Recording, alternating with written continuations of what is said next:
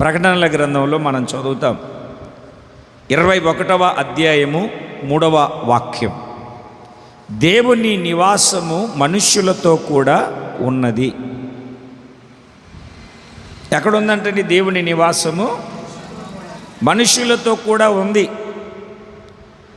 ఇంకా వాక్యపు లేఖనాలలోనికి వెళ్ళకముందు నేను గుర్తు చేస్తున్నాను. నేను మీకు ఒక మాటను, ఎక్కడ 2-3 నా నామములో కూడి ఉందురో వారి మధ్యలో నేనుంటాను. వారి మధ్యలో నేనుంటాను. ఎక్కడ 2-3 నా నామములో కూడి ఉంటారో వారి మధ్యలో నేను ఉంటాను.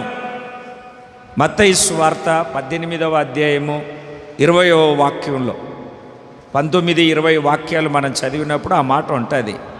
నా నామమును జ్ఞాపకార్థముగా నుంచు ప్రతి స్థలములో నేను నీ యొద్దకు వచ్చి నిన్ను